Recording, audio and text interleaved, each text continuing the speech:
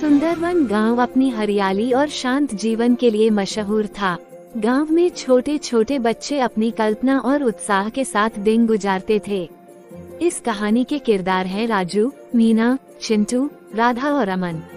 ये सब मिलकर अपनी दोस्ती और हिम्मत से सभी मुश्किलों का सामना करते थे। एक दिन गांव में एक पुरानी कहानी सभी सुनी गई कि सुंदरवन के जंगल में एक पुराना खजाना छुपा है। इस कहानी को सुनते ही सब बच्चे उत्साहित हो गए और सबने मिलकर उस खजाने को ढूंढने का फैसला किया। गांव के सबसे बुद्धिमान व्यक्ति दादाजी ने उन्हें कुछ सलाह दी। खजाना सिर्फ उनको मिलता है जो सच्चे और हिम्मत वाले होते हैं। जंगल में मुश्किलें भी हो सकती हैं, लेकिन तुम सब मिलकर रहोगे तो सब कुछ संभाल सकते हो। सुबह सुबह सब बच्चे तैयार होकर जंगल की ओर निकल पड़े।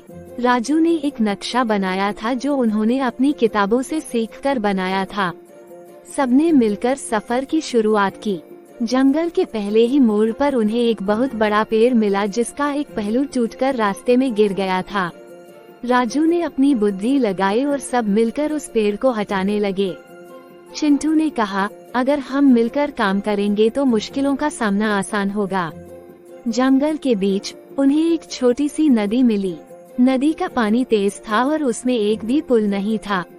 मीना ने कहा, हमें कुछ करना पड़ेगा वरना हम आगे नहीं बढ़ पाएंगे।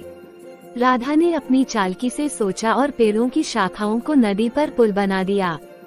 सबने मिलकर उस पुल को मजबूत बनाया और एक एक करके नदी पार कर गए। नदी पार करते ही उन्हें एक घना जंगल मिला जिसमें रास्ते का पता लगाना मुश्किल था। अमन ने अपने पिता से सिखाया था कि कैसे जंगल में रास्ते ढूंढते हैं। उसने सबको दिखाया कि कैसे पत्थर और पेड़ों के निशान देखकर रास्ता ढूंढा जाता है। थोड़े समय के बाद सब मिलकर एक सफल रास्ता निकाल लेते हैं। बहुत देर चलने के बाद सब एक पुराने मंदिर के पास पहुँचे जहाँ एक गुप्त द्वार था। द्वार के सामने एक पत्थर पर लिखी थी एक पहेली, खजाना क्या है जो बटने से बढ़ता है। सब बच्चे पहेली को पढ़कर सोचने लगे। पहले तो सबने पैसा, सोना और गहने के बारे में सोचा, लेकिन कुछ समय बाद मीना को दादाजी की बातें याद आईं। उसने कहा, दोस्ती और प्यार ही सच्चे खजाने हैं जो जितना बांटोगे उतना बढ़ाते हैं। राजू ने भी मीना की बात से सहमत होते हुए कहा, हाँ, हम सब मिलकर मुश्किलें पार करते हैं और यही हमारी ताकत है। उन्होंने जवाब दिया, दोस्ती और प्यार। जैसा ही उन्होंने जवाब दिया, गुप्त द्वार खुल गया। अंदर जाने पर उन्होंने देखा कि वहाँ बहुत सी किताबें, खेलने के सामान और सबके लिए प्यार भरे संदेश जैसे थे। बच्चे वापस गांव लौट आए और सबने अपने अनुभव बांटने शुरू किए। उन्होंने सबको बताया कि असली खजाना सोना या पैसा नहीं है, छोटी दोस्ती, प्यार और एक दूसरे की मदद करने में है। उन्होंने जो कुछ भी पाया था उसके साथ सबके साथ बांटकर भी खुशी मिली।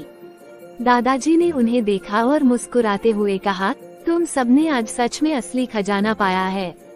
यही शिक्षा सबके लिए बहुत महत्व रखती है कि दोस्ती और प्यार से बढ़कर कुछ नहीं।